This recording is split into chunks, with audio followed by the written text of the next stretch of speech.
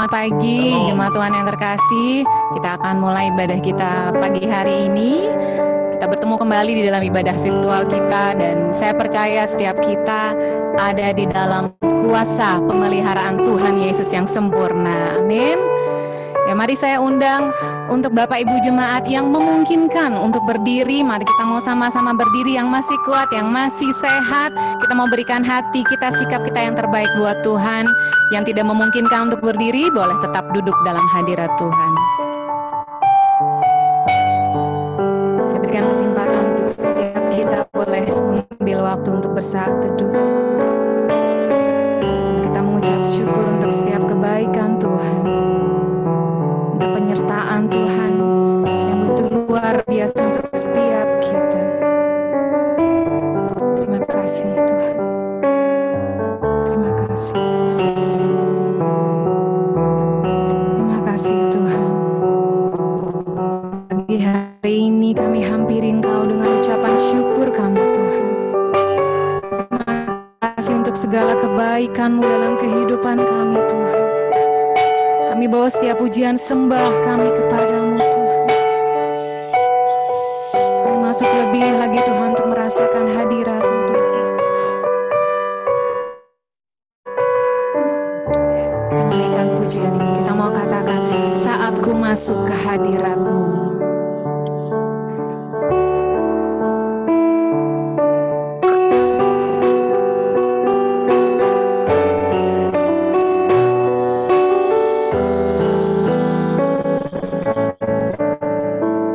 Saat ku masuk ke hadirat-Mu, ku tersungkur dan sembah-Mu. Ku persembahkan korban syukurku yang terbaik bagi.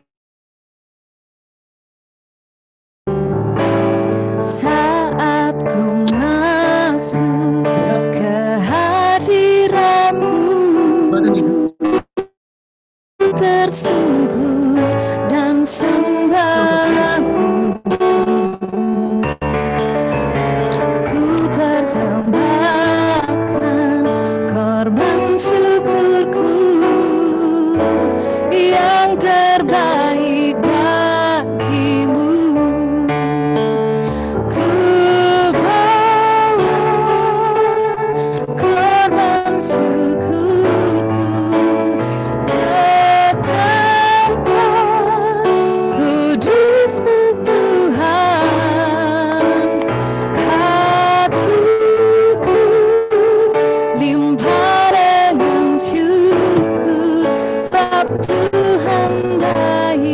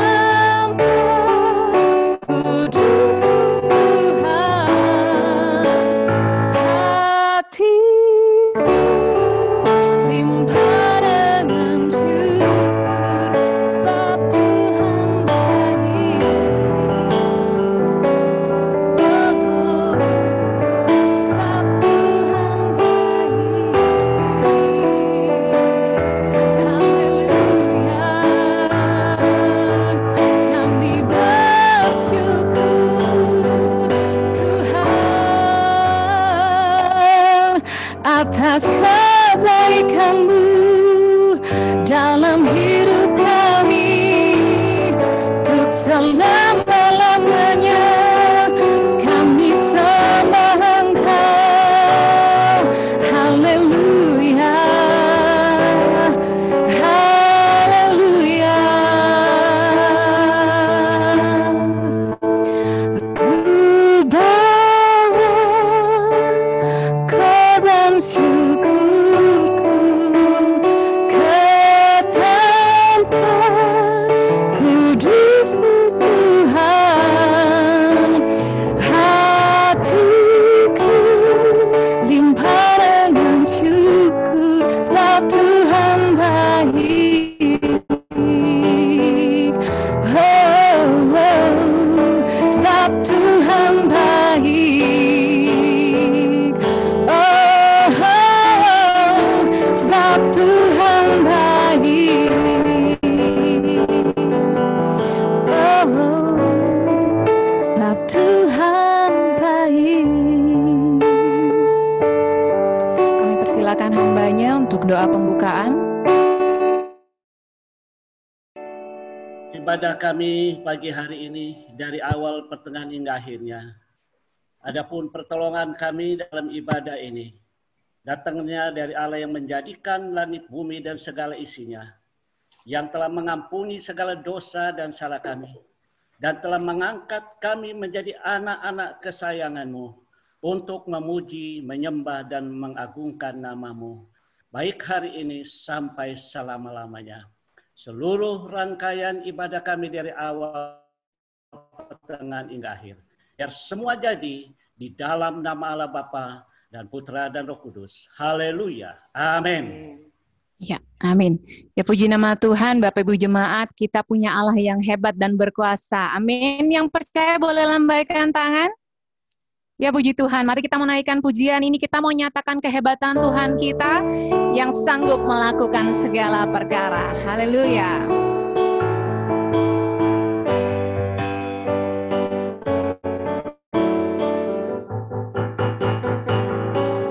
Apa yang tak pernah dilihat mata dan tak pernah didengar telinga, yang tak pernah timbul di dalam hati, semua disediakannya bagi yang mengasihi Dia.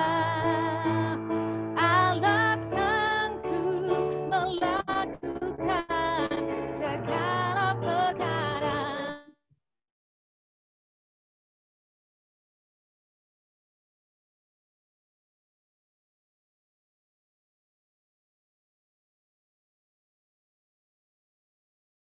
Segala perkara, dulu, sekarang, dan selamanya, kuasanya tak berubah. Mari kita dengan pujian ini sekali lagi, kita mau katakan, apa yang tak pernah dilihat mata dan tak pernah didengar telinga, oh, oh, dan tak pernah dalam hati, semua disediakan bagi yang mengasihi Dia. Allah sanggup melakukan segala perkara, dulu, sekarang, dan selamanya, kuasanya tidak berubah. Allah sanggup melakukan segala perkara, dulu, sekarang, dan selamanya, kuasanya tak berubah. Dulu, sekarang, dan selamanya, dulu, sekarang, dan selamanya, dulu, sekarang, dan selamanya, kuasanya tak berubah. Amin. Berikan kemuliaan buat Tuhan kita, Allah kita yang sanggup untuk melakukan segala perkara. nama Tuhan, mari kita mau siapkan hati dan pikiran kita untuk menerima kebenaran firman Tuhan.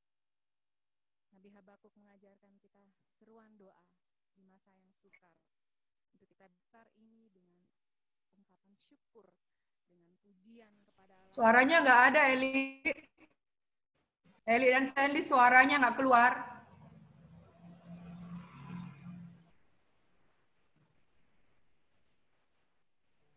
Mute my audio. Cek.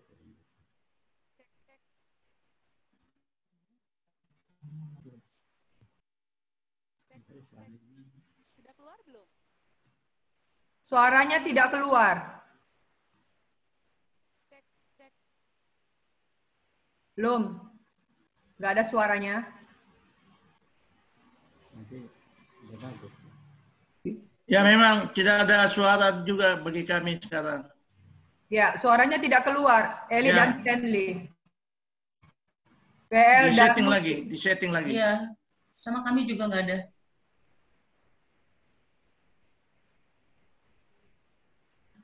Nggak keluar suaranya. Ini apa ini? Setting.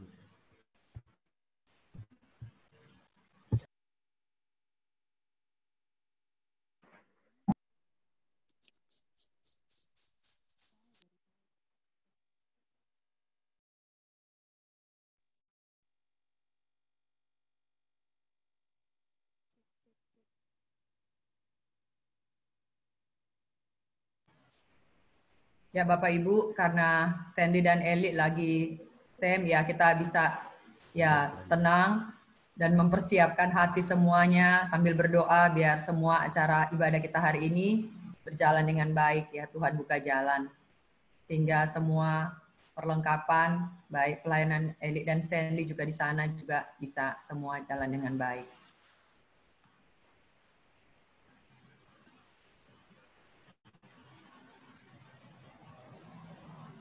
Ya, mari kita berdoa Tuhan, dalam perjalanan ibadah kami pada pagi ini ada sedikit gangguan, kami berdoa di dalam nama Tuhan Yesus, Tuhan buka jalan baik Eli dan Stanley yang sedang mengoperasi semua Tuhan, alat-alat semua yang akan dipakai untuk pelayanan hari ini. Kami berjalan sehingga ibadah kami juga hari ini dapat berjalan dengan baik dengan pertolongan yang daripada Tuhan. Kalau ada kuasa-kuasa tolak dalam nama Tuhan Yesus. Kami percaya Tuhan, ibadah pada hari ini boleh berjalan dengan baik dan sungguhlah Tuhan semuanya Tuhan, hikmat Tuhan turun di atasnya. Terpujilah Tuhan Allah yang hidup. Kami menyerahkan Tuhan acara kami, ibadah kami selanjutnya ke dalam tangan-Mu. Mohon berkat Tuhan atas kami semua. Ini doa, ini syukur kami. Dalam nama Tuhan Yesus yang hidup kami berdoa dan ya udah mulai keluar di suaranya. Sudah keluar? Ya, keluar. Oke, puji Tuhan.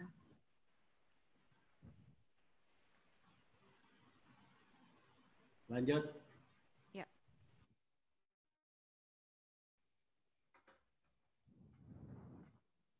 Coba tes keyboardnya. Keyboardnya bisa didengar Bapak Ibu? Bisa, jelas. Ya, puji nama Tuhan ya. Ya, kita mau siapkan hati kita untuk menerima kebenaran firman Tuhan. Secara khusus bulan ini kita diajarkan mengenai Habakuk. Nabi Habakuk mengajar kita seruan doa dan syair di masa sukar untuk kita bisa merespon kondisi yang sukar ini dengan penuh ucapan syukur dan pujian kepada Allah kita yang menjadi sumber keselamatan dan sumber kekuatan untuk setiap kita semuanya. Kita mau naikkan pujian ini. Di saat engkau susah, Yesus hibur selalu. Di saat engkau lemah, Dia kuatkan. Yesus mau menolongmu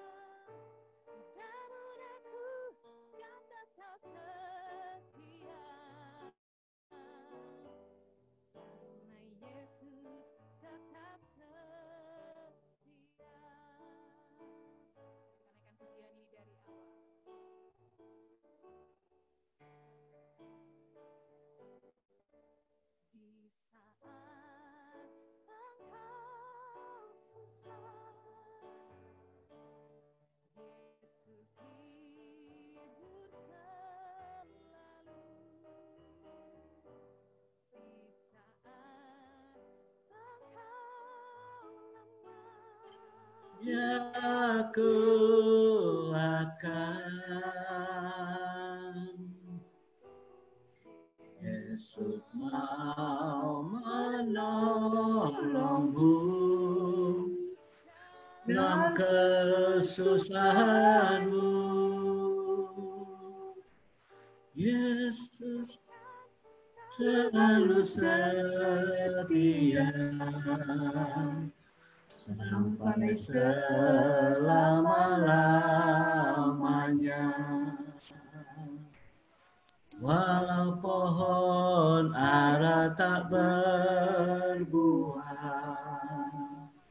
pohon anggur tak berbuah, pohon zaitun mengecewakan, ladang-ladang tak menghasilkan, kambing domba terhalau sudah,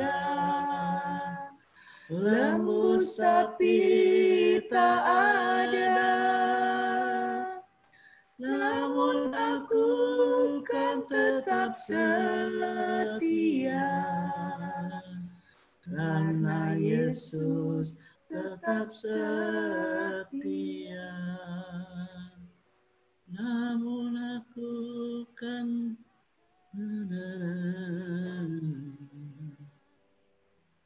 karena Yesus tetap setia.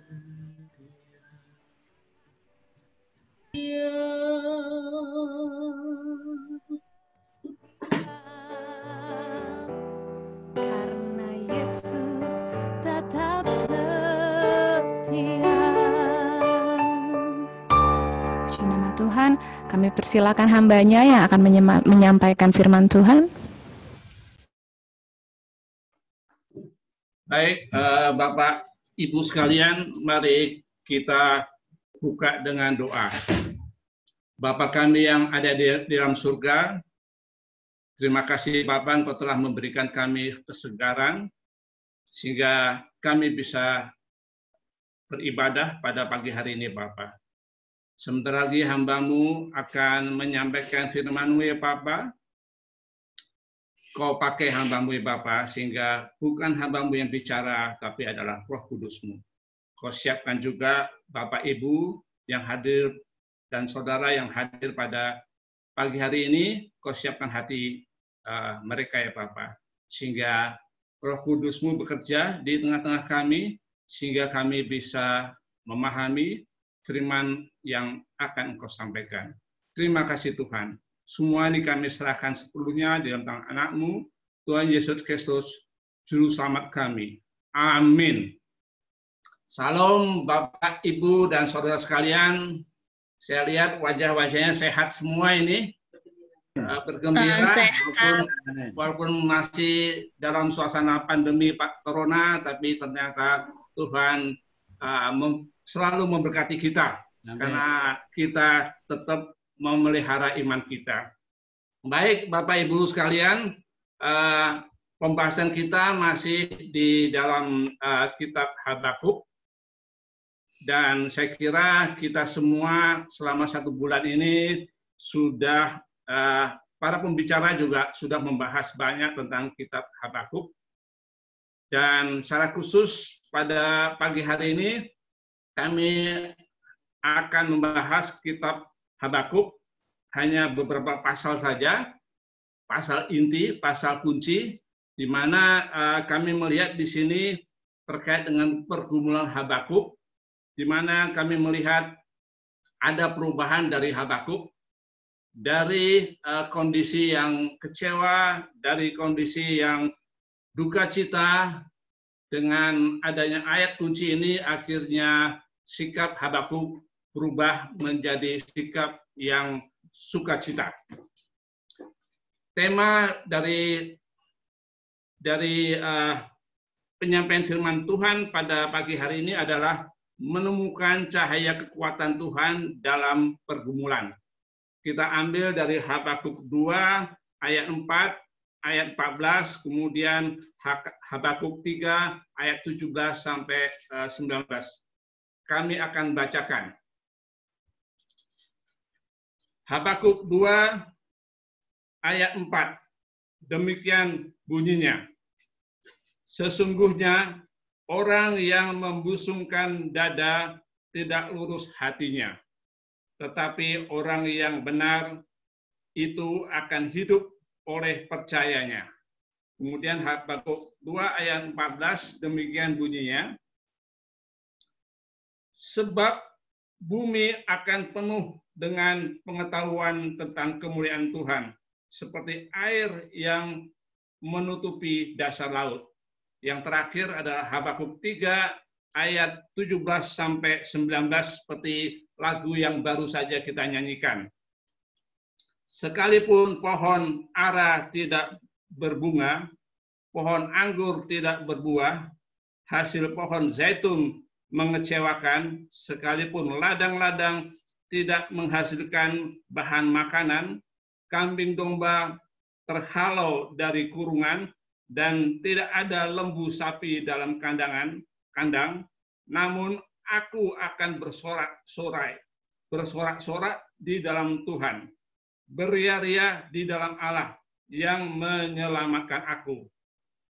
Allah Tuhanku itu kekuatanku. Ia membuat kakiku seperti kaki rusa. Ia membiarkan aku berjejak di bukit-bukitku. Amin. Bapak, Ibu, Saudara sekalian, kiranya berbahagialah kita semua yang selalu mendengarkan firman dan menjadi rema di dalam hidup kita. Baik, Bapak Ibu sekalian, jadi seperti tema yang kami sampaikan tadi, temanya adalah menemukan cahaya kekuatan Tuhan dalam pergumulan, di dalam konteks pergumulan Habakuk. Dan kita tahu memang ini sangat unik kitab Habakuk. Kalau kitab nabi-nabi yang lain menjelaskan bagaimana wahyu dari Tuhan yang disampaikan oleh Nabi itu dijelaskan kepada umat Israel. Tapi dalam konteks Nabi Habakuk ini, yang hanya singkatannya, yang hanya 3 pasal saja, ini adalah menulis tentang pergumulan Habakuk. Pergumulan Habakuk dari kondisi yang mengecewakan, kemudian berubah menjadi kondisi yang sukacita, melihat kondisi bangsanya. Nah, sebelum kami menjelaskan tentang pergumulan secara khusus bagi Habakuk, kami perlu menjelaskan tentang pergumulan secara umum bagi kita semua. Keberadaan manusia sepanjang hidup tidak pernah. Keberadaan manusia sepanjang hidupnya tidak pernah lepas dari yang namanya pergumulan. Pergumulan menjadi sebuah sisi lain selain sukacita yang mewarnai kehidupan manusia.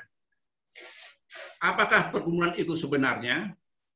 Secara realita, ketika kita berkata bahwa kita sedang bergumul, itu berarti kita sedang berada dalam sebuah masalah. Sebagai orang Kristen, kita cenderung lebih memilih kata bergumul daripada masalah.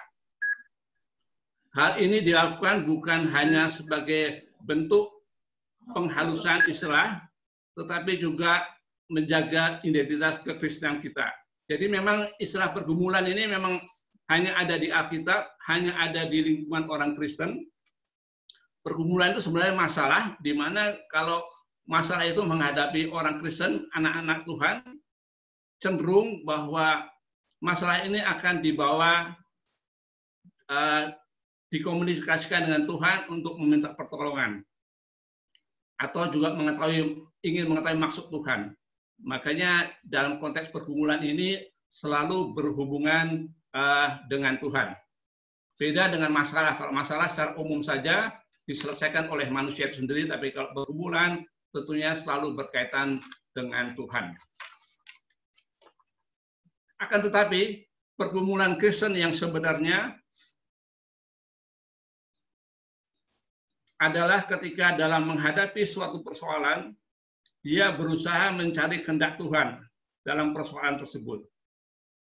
Jikalau ia tidak menyertakan Tuhan dalam persoalan yang sedang dihadapinya, maka hal itu bukanlah pergumulan. Persoalan yang muncul ketika orang Kristen diperhadapkan antara kehendak pribadi dengan kehendak Tuhan, bagaimana menghubungkan kehendak Tuhan dengan kehendak pribadi. Inilah yang sering menjadi konflik dalam diri anak-anak Tuhan.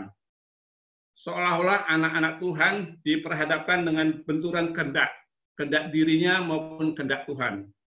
Kesulitan terbesar anak-anak Tuhan bukan karena ia tidak melihat jalan Tuhan, tetapi ia tidak peduli dengan jalan Tuhan. Seringkali dalam kehidupan kita tidak ingin kehendak kita dikesampingkan. Tetapi di sisi lain, hati kecil kita berkata, saya mau taat pada kehendak Tuhan.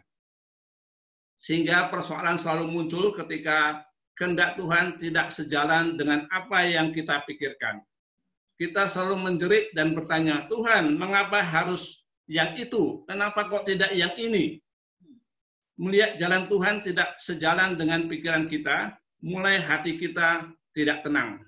Kita bergumul dengan benturan kehendak, dan ketika kita memilih untuk tidak taat, biasanya kita pergi meninggalkan Tuhan. Dan ini sebenarnya kalau kita sudah meninggalkan Tuhan, ini hanya kesenangan duniawi yang sementara, tapi pada akhirnya akan menghancurkan kita. Nah, hendaknya kita bersikap, orang yang beriman bersikap seperti poin kedua ini. Kalau kita mau taat kepada Tuhan, saudara, Bapak, Ibu sekalian, bukankah seharusnya kita berkata, biarlah kehendak-Mu yang terjadi Tuhan, bukan kehendak-Ku. Dan disinilah maka kita akan memperoleh hati yang tenang dan tanpa kesulitan untuk menjalani hidup sesuai dengan kehendak Tuhan. Nah, kalau kita dengan hati tulus ikhlas bisa menerima kehendak Tuhan, itu pada akhirnya kita akan merasa damai walaupun saat ini masalah itu masih ada di dalam diri kita. Persoalan itu masih ada di dalam diri kita. Tapi begitu kita secara tulus bisa mengatakan kehendak Tuhan adalah yang terbaik bagi kami, dan kita tahu bahwa kehendak Tuhan itu pada waktunya akan baik bagi orang-orang yang beriman. Dalam pembacaan kita kali ini, kita sekarang sudah memasuki pergumulan Habakuk. Dalam pembacaan kita kali ini, kita melihat sebuah pergumulan yang dihadapi Nabi Habakuk dalam pelayanan di Yehuda. Jadi kita tahu bahwa Nabi Habakuk ini adalah hidup Nabi di kerajaan Yehuda. Kita tahu bahwa setelah Salomo meninggal, kerajaan Israel terbagi menjadi dua, kerajaan utara dan selatan. Kerajaan selatan yang dinamakan dengan kerajaan Yehuda, di situ terdiri dari dua suku, yaitu suku Benyamin dan Yehuda. Dan setengah suku Lewi, karena Lewi adalah suku imam, jadi dia bisa mengikuti di dua kerajaan situ.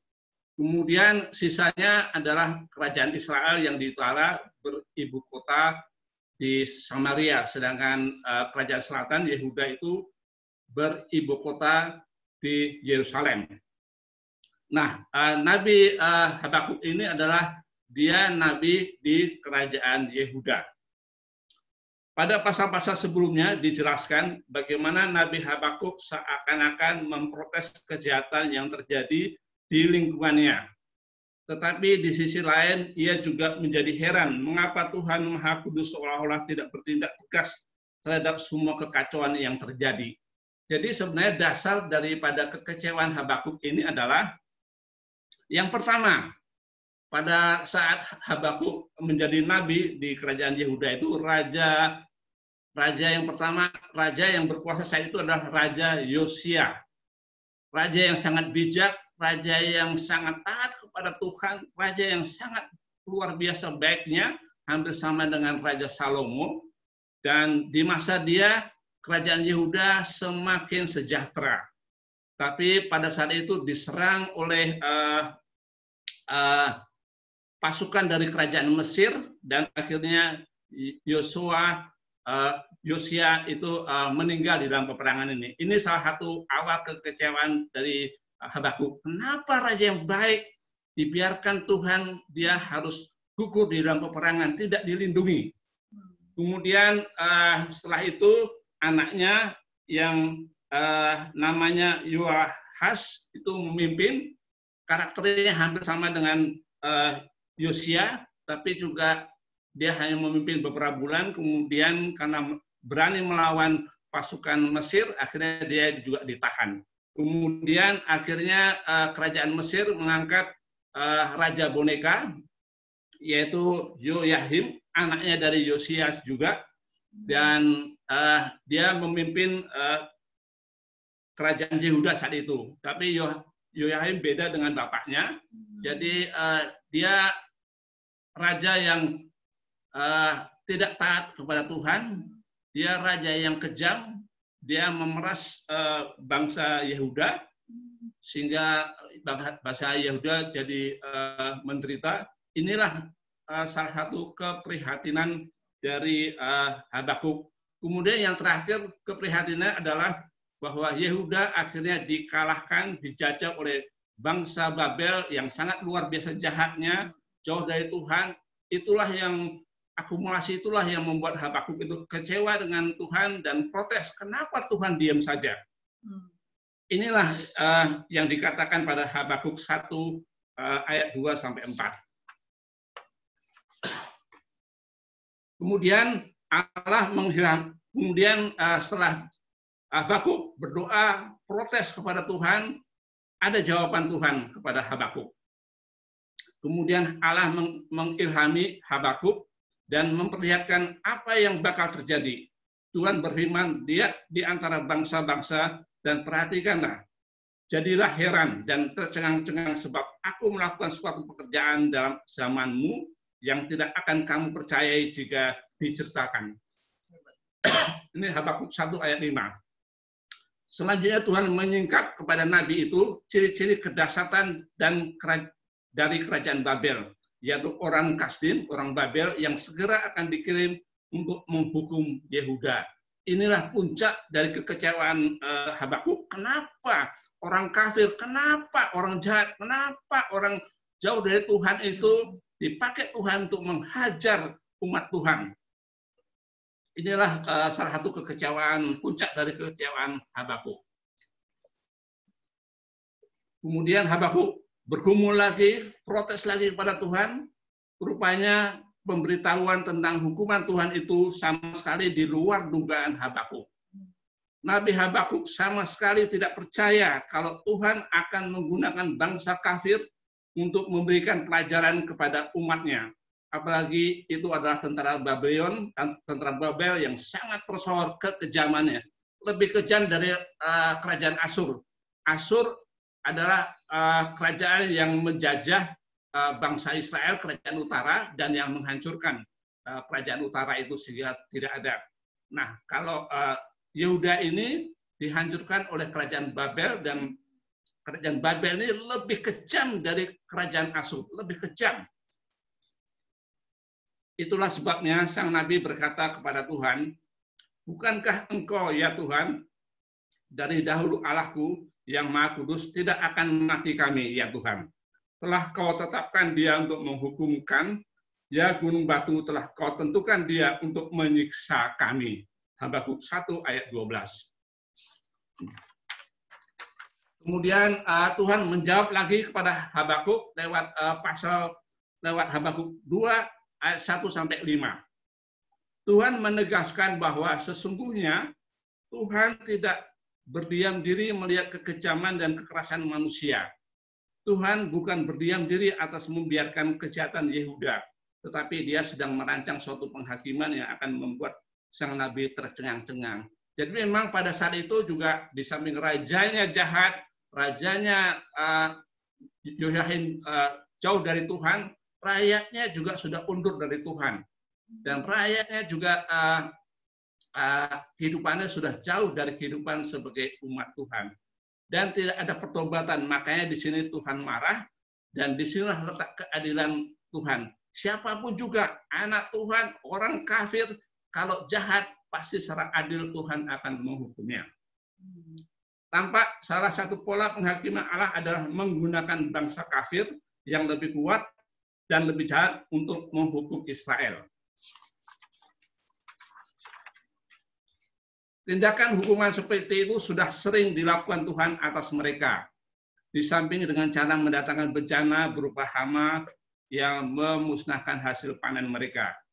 Kenyataan ini mendatangkan suatu pemikiran pada kita yang hidup di zaman sekarang ini, bahwa Tuhan akan menghukum semua bangsa secara adil, termasuk bangsa Israel apabila mereka tidak selalu bertobat. Saya kira kalau kita baca di Alkitab, sudah sering Tuhan menghukum bangsa Israel, umatnya, seperti contohnya di zaman Nuh. Tuhan menurunkan air bah, dan hanya orang-orang yang percaya, orang-orang yang beriman saja diselamatkan. Pada zaman Abraham, Sodom Gomora, Tuhan juga memusnahkan, hanya orang-orang beriman saja yang diselamatkan. Jadi di sini sudah jelas bahwa siapapun juga, termasuk kita umat Tuhan, kalau kita hidup jahat, hidup jauh dari Tuhan, dan tidak pernah bertobat, hukuman selama kita hidup akan terjadi. Sebaliknya, Tuhan akan memberikan jaminan pemeliharaan kepada orang-orang benar. Ini yang membuat Habakuk itu kembali bersukacita. Sebaliknya, Tuhan akan memberikan jaminan pemeliharaan kepada orang benar. Karena Tuhan menjawab pergumulan Habakuk dengan berkata, orang yang jahat tidak akan selamat, tetapi orang yang melakukan kehendak Allah akan hidup karena kesetiaannya kepada Allah. Habakuk 2 ayat 4b.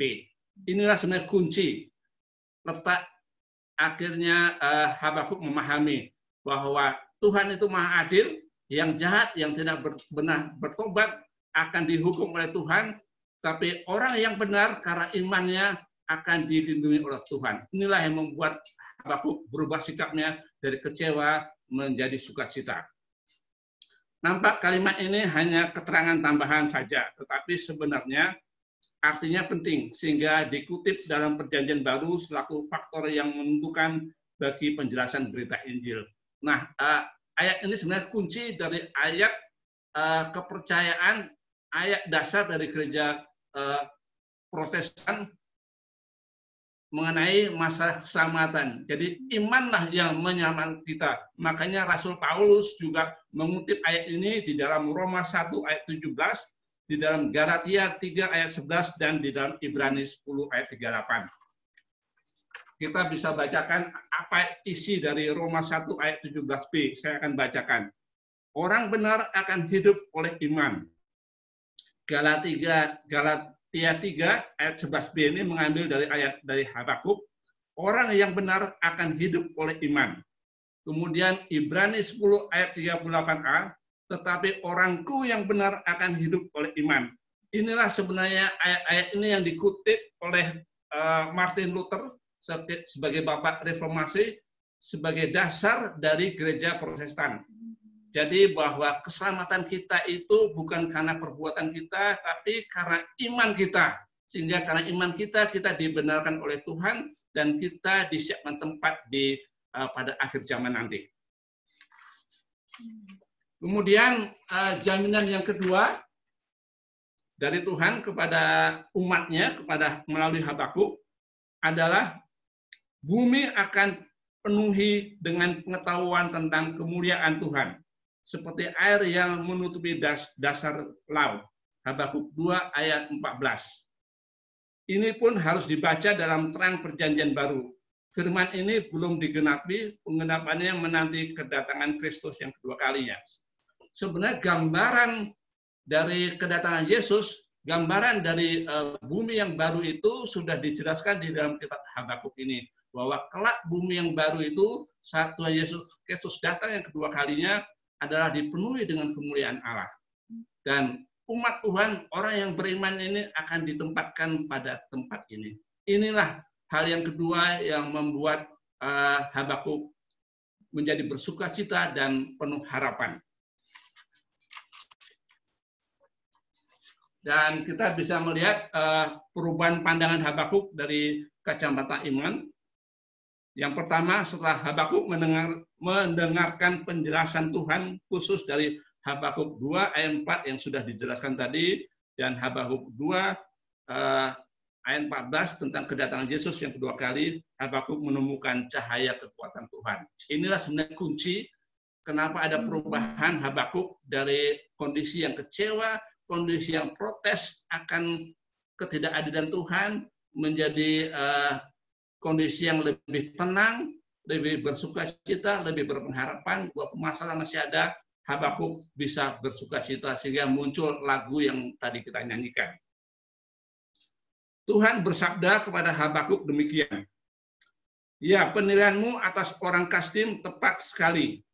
Nyawanya serba jahat semuanya. Tapi sekalipun mereka aku pakai untuk menghukum umatku, akhirnya mereka sendiri akan dihukum. Jadi kita tahu bahwa orang-orang Babel yang begitu jahat, yang dipakai Tuhan untuk menghukum umat Yehuda, pada akhirnya juga dihukum oleh Tuhan karena kejahatannya, karena dia tidak pernah mau mengenal Tuhan. Dan kita tahu bahwa dulu kerajaan Babel pada zaman itu sangat luar biasa besarnya, hampir menguasai dunia.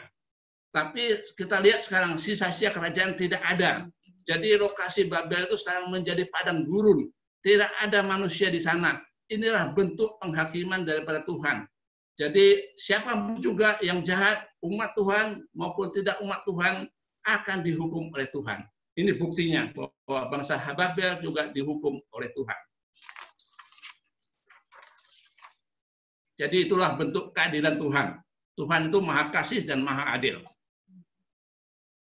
Dan orang benar, dan di sini juga Tuhan maha adil. Dan orang benar itu, walaupun dalam dunia yang fana, ini menanggung sengsara beserta orang jahat.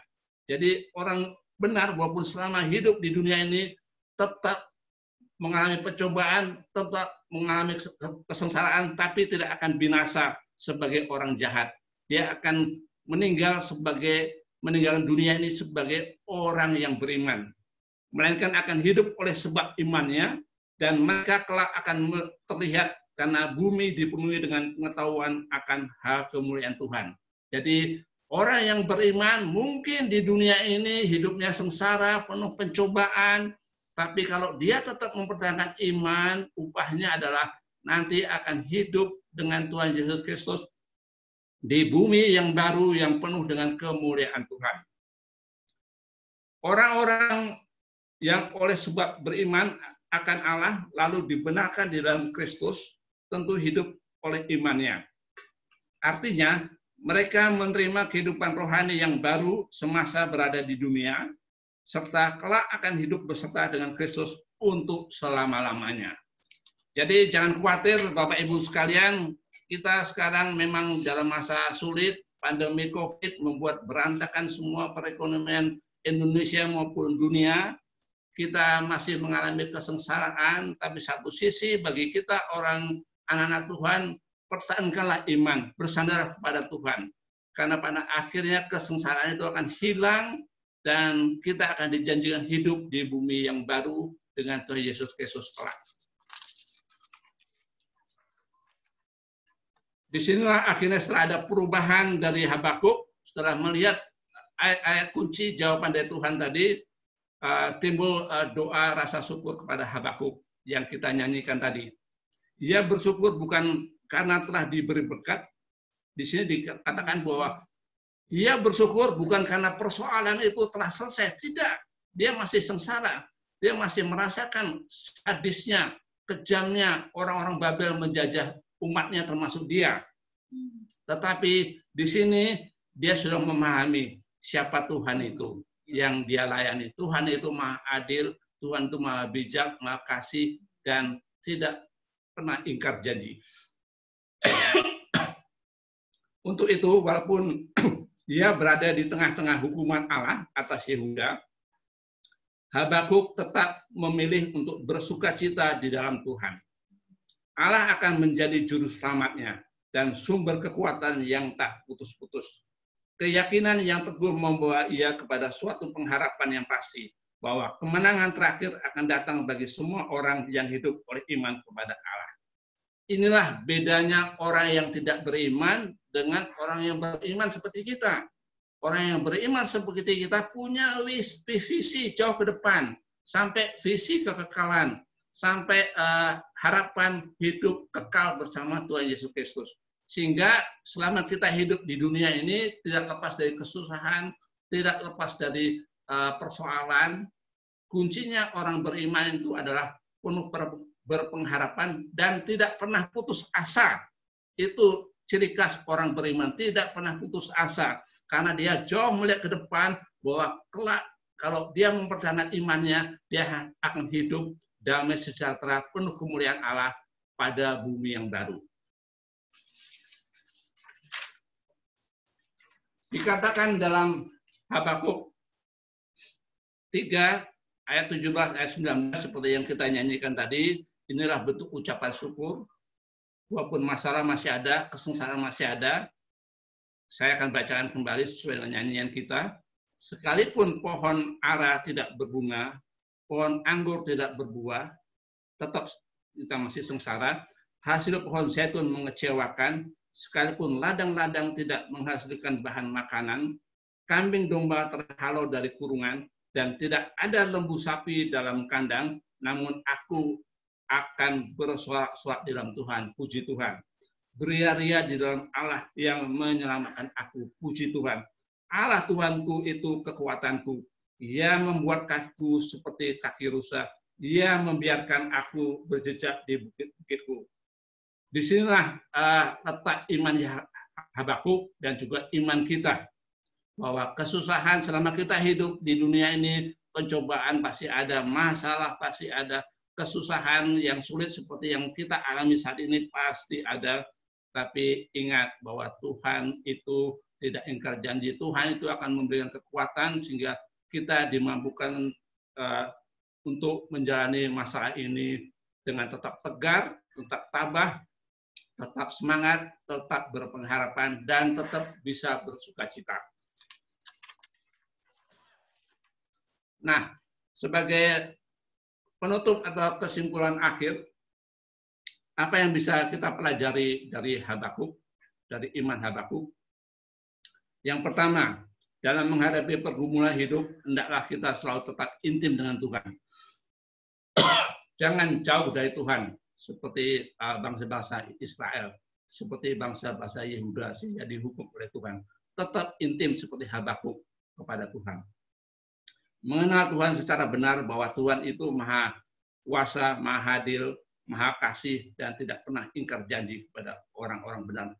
Habakuk hampir saja terpleset, dia sempat menjustifikasi bahwa Tuhan itu tidak adil. Ternyata Tuhan itu maha adil, orang yang salah, orang yang jahat pasti dihukum. Tapi orang yang tetap beriman, orang yang benar pasti akan dilindungi oleh Tuhan. Hidup benar dalam pelihara iman sampai akhir hidup kita, walaupun kita dalam kondisi terpuruk, dalam kondisi apapun juga, pertahankan iman. Pertahankan iman.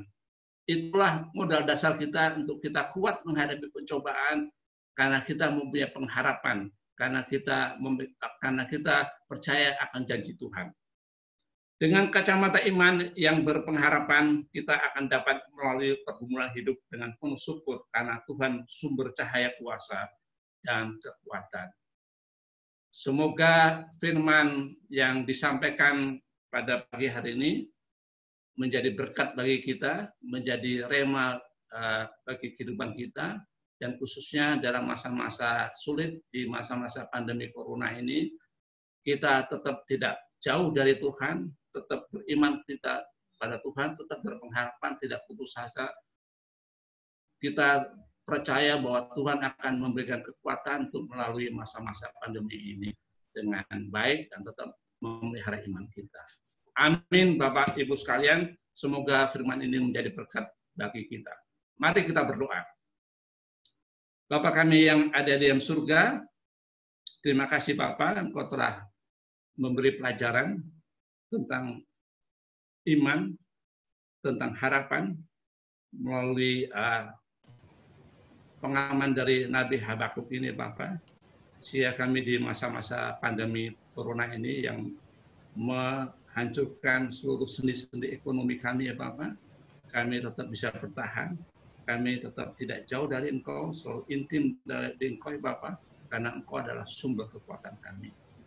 Biarlah kami tetap bisa mempertahankan iman kami, sehingga kami tetap bisa hidup dengan penuh semangat, penuh sukacita, karena Engkaulah sumber kekuatan kami. Terima kasih Tuhan. Semua ini kami serahkan sepenuhnya di tangan anak-Mu, Tuhan Yesus Kristus, Juru Selamat kami. Amin. Kami kembalikan kepada Ya, puji nama Tuhan. Saya yakin percaya kita semua dikuatkan dengan firman Tuhan yang disampaikan. Amin, Bapak Ibu. Dan kita mau sama-sama melafalkan 7 gaya Kristus dalamku. Kita lafalkan bersama-sama 3, 2, 1. Kekudusan hidup dalam bersaksi, roh yang menyala-nyala, iman yang taat, setia dalam kasih, tumbuh bersama, ucapan berkat, satu tubuh Kristus. Puji nama Tuhan, kita akan memberikan yang terbaik untuk pekerjaan Tuhan. Kita akan memberikan persembahan secara virtual ke rekening gereja. Dan kita akan bacakan ayat firman Tuhan yang mendasari pemberian kita, terambil dari Amsal 11 ayatnya yang ke-25, kita bacakan bersama-sama, 3, 2, 1. Siapa banyak memberi berkat, diberi kelimpahan. Siapa memberi minum, ia sendiri akan diberi minum. Puji Tuhan, kita mau naikkan pujian kemenangan iman untuk menyertai pemberian kita, NKI 216, Tuhan peliharakan.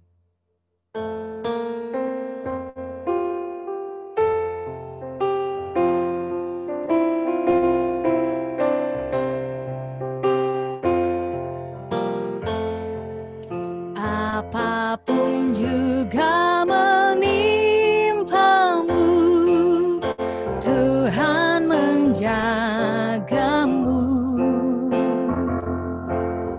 Naungan kasih-Nya pelindungmu,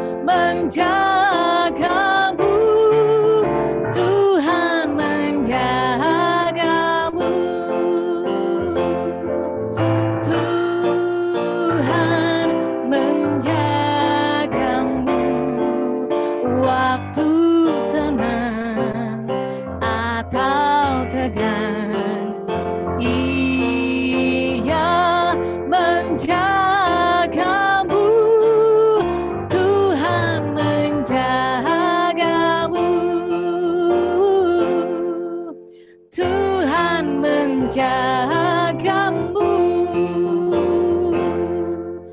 Tuhan menjagamu. Puji nama Tuhan. Saya persilakan hambanya untuk memimpin doa syafaat dan pengumuman. Ya, puji Tuhan, kita sudah mendengarkan firman Tuhan yang memberkati kita. Terima kasih untuk setiap pemberian Bapak Ibu sekalian. Tuhan memberkati di dalam usaha dan pekerjaan di dalam keluarga. Ya, Tuhan tetap menjaga kita, melindungi kita. Jadi apapun yang terjadi dalam hidup kita, peliharalah iman kita kepada Tuhan. Tetap intim dengan Tuhan dan hidup di dalam kebenaran Tuhan. Ya, sebelum kita masuk dalam doa syafaat, ada yang berulang tahun pernikahan dalam minggu ini. Ya, seluruh jemaat mengucapkan selamat ulang tahun pernikahan buat Bapak Suryana Sidi dan Ibu Leni Wijaya tanggal 5 Desember, ulang tahun pernikahan yang ke-38. Ada kado ulang tahun di sini, Efesus 5 ayat 33, bagaimanapun juga bagi kamu masing-masing berlaku, kasihilah istrimu seperti dirimu sendiri, dan istri hendaklah menghormati suaminya. Selamat ulang tahun pernikahan buat Pak Suryana dan Ibu Leni. Mari kita berdoa. Pujian dan hormat, kemuliaan, kebesaran, keagungan, kejayaan, dan kehormatan hanya bagi-Mu ya Tuhan. Kami bersyukur kalau sampai hari ini Tuhan Engkau begitu baik, sangat baik, teramat baik dalam hidup kami. Tuhan memelihara hidup kami. Dan bukti kasih setia Tuhan kami boleh ada Tuhan hari ini. Di minggu yang terakhir di bulan November, akan mengakhiri tahun ini kami bersyukur. Tuhan memberikan kami hidup. Tuhan memberikan kami kesempatan untuk boleh beribadah sekalipun lewat virtual Zoom.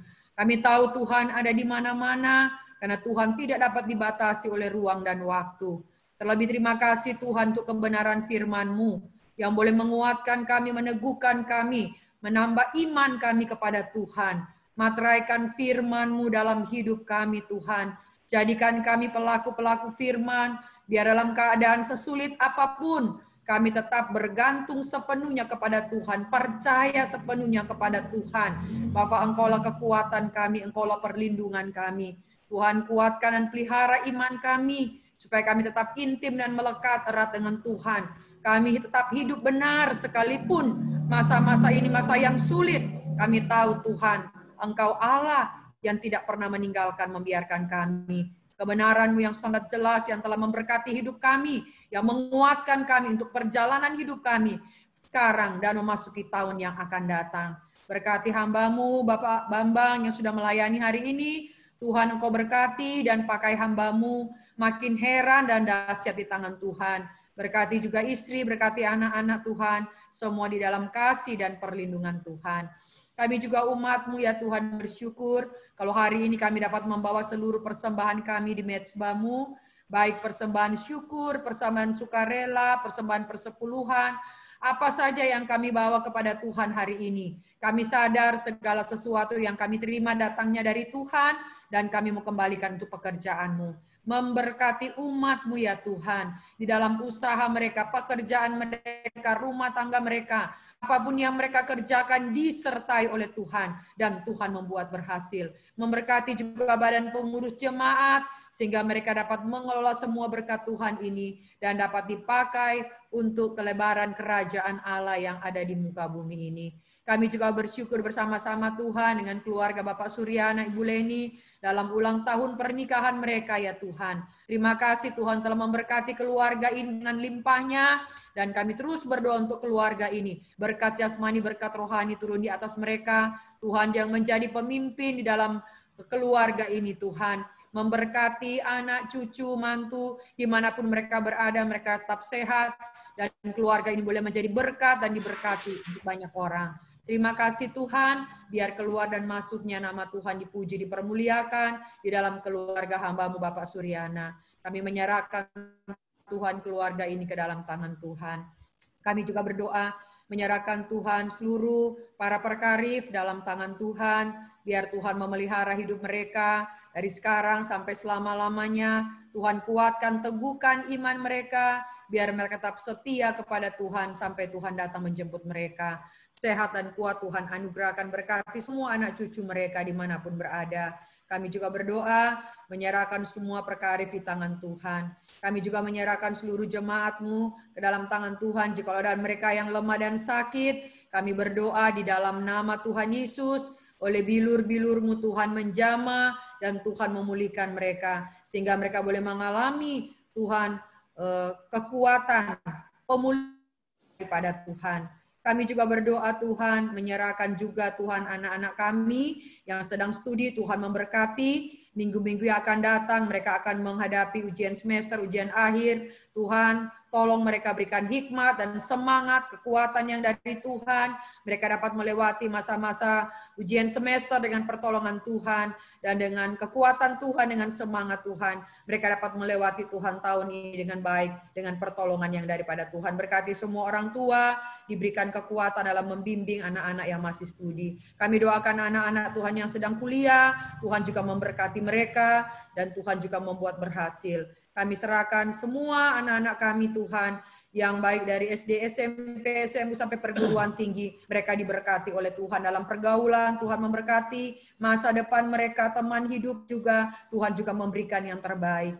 Terima kasih Tuhan, kami juga doakan pelayanan visi 1000 jiwa, biarlah Tuhan memberkati. Dan kami tetap terus memberitakan kematian dan kebangkitan Tuhan di hari-hari ini. Banyak orang yang boleh percaya kepada Tuhan. Kami doakan PWJ Tuhan, Calvary Ministry, Bapak Pendeta Elita Koy, kami doakan Tuhan buat juga BTR, Bapak Pendeta John Ardi, kami juga doakan Pekanbaru, Bapak Felix dan keluarga. Tuhan berkatilah semua PWJ kami yang ada, sehingga Tuhan, Injil Kerajaan Allah terus diberitakan, banyak orang diselamatkan, gereja boleh bertumbuh, Tuhanlah dipermuliakan. Terima kasih Tuhan, kami juga berdoa untuk masa-masa bulan Desember, ini masuki Natal, Tuhan juga menolong, mengingatkan kami akan kasih Tuhan dan kelahiran Tuhan yang membuat hidup kami semakin hari, semakin hidup menyenangkan hati Tuhan. Terima kasih Bapa, kami juga menyerahkan untuk bangsa dan negara kami ke dalam tangan Tuhan. Kami serahkan pemimpin-pemimpin kami dari tingkat yang tertinggi, Bapak Jokowi, Tuhan, para menteri, Angkatan Darat, Laut, Udara, ABRI, Gubernur, Wali Kota, Bupati, Camat, Lurah, RT, RW, keamanan, semua kami serahkan dalam tangan Tuhan, pemimpin-pemimpin kami. Berikan hikmat, berikan hati yang takut akan Tuhan, mereka dapat memimpin bangsa ini dengan benar di hadapan Tuhan. Kami juga doakan situasi-situasi yang terjadi di bangsa kami, Tuhan. Kami doakan Sulawesi Tengah, secara khusus ya Tuhan, di Kabupaten Sigi, yang beberapa banyak Tuhan hal-hal yang terjadi Tuhan. Kami doakan para teroris, Tuhan ampuni mereka, untuk mereka tetap terus bertobat dan menerima Engkau sebagai Tuhan dan Juru Selamat. Kami doakan anak-anak Tuhan di sana, bahkan orang di sana, Tuhan kuatkan iman mereka, untuk mereka tetap berpengharapan kepada Tuhan. Kami berdoa untuk situasi-situasi yang terjadi di bangsa kami, Tuhan, di Papua, di berbagai tempat, dalam nama Tuhan, di segala kuasa-kuasa kegelapan, roh pemecah belah, roh Tuhan, semua yang bukan dari Tuhan, kami tolak di dalam nama Tuhan Yesus. Kiranya keamanan terus Engkau berikan bagi bangsa kami. Pemilihan Tuhan, pilkada yang sedang berjalan nanti Tuhan pada bulan Desember, biar semua berjalan aman dan baik. Tuhan telah menyediakan pemimpin-pemimpin yang takut akan Tuhan. Terima kasih Tuhan, kami doakan situasi juga pandemi yang ada Tuhan di dunia ini, di bangsa kami. Kami terus berdoa, kami tahu rancangan Tuhan indah dan membuat Tuhan kami semakin hari semakin mengandalkan Tuhan dan tetap terus menjaga protokol kesehatan di dalam hari-hari kami menjalani kehidupan ini. Terima kasih Bapa, kami menyerahkan semua ini ke dalam tangan Tuhan. Kami juga teringat untuk keluarga hamba-Mu, Ibu Lori, yang sedang berduka, kakak ipar mereka dipanggil oleh Tuhan. Kiranya keluarga besar diberikan kekuatan, penghiburan yang sejati dari Tuhan. Berkati istri yang ditinggalkan anak, Tuhan Engkau menjaga, memelihara, dan kami tahu rancangan Tuhan sangat indah. Kami menyerahkan keluarga ini ke dalam tangan-Mu, kasih Tuhan menyertai keluarga besar Ibu Lori. Terima kasih Tuhan. Kami menyerahkan juga Tuhan, semua kami, seluruh jemaat GKI Jakarta Setia, baik dari anak-anak, remaja, pemuda, perkawan, perkarya, perkarif, dalam nama Tuhan Yesus, kami semua sehat, kami semua dijaga, dipelihara oleh Tuhan, dan terlebih Tuhan kami tetap iring Tuhan sampai Engkau datang menjemput kami. Terima kasih Bapa, kami menyerahkan seluruh hidup kami sepanjang minggu yang akan datang ke dalam tangan Tuhan. Kami tidak tahu apa yang terjadi di depan kami, tapi satu hal yang kami percaya, bersama dengan Tuhan kami akan melakukan perkara-perkara yang gagah perkasa. Terpujilah Tuhan, ini doa kami, ini syukur kami, dalam nama Tuhan Yesus yang hidup. Kami berdoa dan bersyukur. Mari jemaat Tuhan, bersama dengan seluruh orang percaya di muka bumi, kita mengucapkan pengakuan iman kita. Aku percaya kepada Allah, Bapa yang Maha Kuasa, Khalik langit dan bumi, dan kepada Yesus Kristus, anaknya yang tunggal Tuhan kita, yang dikandung daripada Roh Kudus, lahir dari anak darah Maria, yang menderita sengsara di bawah pemerintahan Pontius Pilatus, disalibkan, mati dan dikuburkan, turun ke dalam kerajaan maut, pada hari yang ketiga bangkit pula dari antara orang mati, naik ke surga, duduk di sebelah kanan Allah, Bapa yang Maha Kuasa, dan dari sana ia akan datang untuk menghakimi orang yang hidup dan yang mati. Aku percaya kepada Roh Kudus, gereja yang kudus dan am, persekutuan orang kudus, pengampunan dosa, kebangkitan tubuh, dan hidup yang kekal. Amin. Ya, jemaat Tuhan, kita akan melihat pengumuman dalam minggu ini. Ya, minggu yang akan datang, ya tidak terasa minggu yang akan datang kita sudah masuk di bulan Desember, mengakhiri tahun 2020. Liturgo pengkhotbah adalah Bapak Gembala, Bapak Pendeta Filipus Kading, ya liturgos Ibu Rina, dan musik juga pendoa syafaat Ibu Lydia Kading. Mohon semua mempersiapkan diri. Hari Sabtu ada doa jam 7 sampai jam 8. Ini bukan hanya doa untuk pelayan, tapi kami mengundang juga seluruh jemaat untuk ikut bersama-sama berdoa setiap hari Sabtu jam 7 pagi sampai jam 8. Berikutnya, ya, ibadah live mengganti ibadah sore seperti biasa jam 5 sampai jam 6 oleh Bapak Gembala dan Ibu di Facebook Bapak Gembala. Jemaat yang belum sempat ikut ibadah pagi bisa ibadah juga sore hari jam 5. Selanjutnya, ya, Natal Perkarif akan diadakan hari Kamis 10 Desember jam 16. Ya, dilaksanakan melalui Zoom. Mohon kehadiran semua perkarif. Puji Tuhan, kemarin ya ibadah perkarif juga sudah jalan dengan baik. Yang hadir 20 cukup banyak. Ternyata para perkarif merindukan persekutuan. Puji Tuhan, doakan perkarif tetap semangat di masa-masa yang tua. Ya, masa-masa mereka ini. Ya, ibadah perkarif terus. Ya, perjamuan akan diadakan minggu yang akan datang. Kita ada perjamuan. Ya, roti dan anggur Bapak Ibu jemaat bisa ambil di gereja setiap hari kerja Selasa sampai dengan Jumat jam 9 sampai jam 4 sore. Ya, ada roti anggur karena minggu depan ada ayat-ayat juga, minggu depan kita akan perjamuan.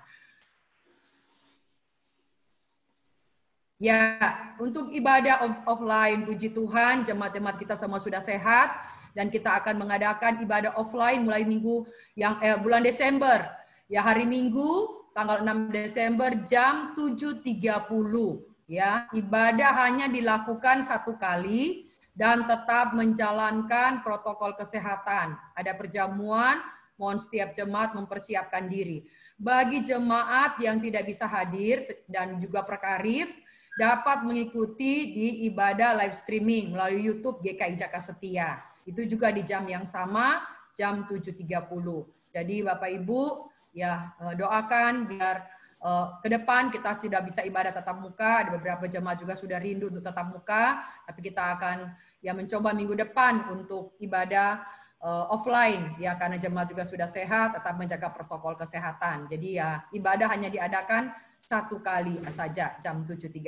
Jadi ini pengumuman, dan sepanjang ya bulan November ini kita sudah dibekali oleh firman Tuhan dengan Habakuk ya. Saya percaya Nabi Habakuk ini menjadi kekuatan di dalam kita mengiring Tuhan, di masa memasuki tahun yang akan datang. Ya, sekalipun ya banyak kesukaran-kesukaran, pergumulan yang kita alami, pelihara iman kita, tetap intim dengan Tuhan, hidup benar ya, dan sungguh-sungguh kita tahu bahwa apa yang Tuhan buat adalah selalu yang terbaik buat kita semua. Ya, puji Tuhan, tetap semangat, Jemaat GKI Jakarta Setia, tetap terus hidup di dalam Tuhan.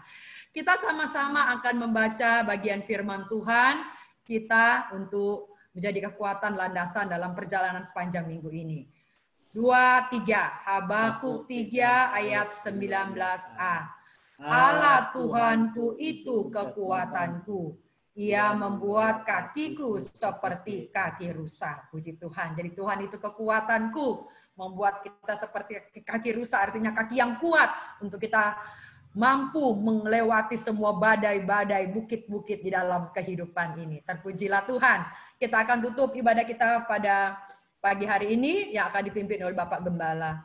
Waktu dan tempat kami berikan. Jemaat yang dikasih Tuhan, yang bisa berdiri, silakan berdiri. Laptop bisa diangkat atau HP bisa diangkat.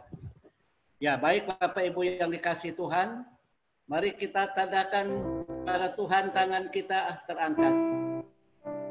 Arahkan hati dan pikiranmu kepada Tuhan. Tinggallah di rumah masing-masing dan terimalah berkat yang dari Tuhan. Tuhan memberkati umatnya dan melindungi mereka. Tuhan menyinari umatnya dengan wajahnya dan memberi mereka kasih karunia. Tuhan menghadapkan wajahnya kepada umatnya dan memberikan damai sejahtera. Demikianlah damai sejahtera dari Allah Bapa dan Putra dan Roh Kudus, dengan kekuatannya di dalam terang dan cahayanya hari ini sampai selama-lamanya menyertai seluruh jemaatmu kekal sampai selama-lamanya. Haleluya, haleluya, amin. Terima kasih Yesus. Terima kasih Yesus. Terima kasih Yesus, ku beri syukur hanya bagimu, ya Allahku, ya Tuhanku. Terima kasih Yesus. Terima kasih Yesus, ku beri syukur hanya bagimu. Terima kasih Yesus, ku beri syukur hanya bagimu. Ku beri syukur hanya bagimu. Ku beri syukur hanya bagimu. Terima kasih Yesus. Beri kemuliaan buat Tuhan kita. Selamat hari Minggu, selamat bersaat teduh, tetap jaga kesehatan. Tuhan Yesus memberkati.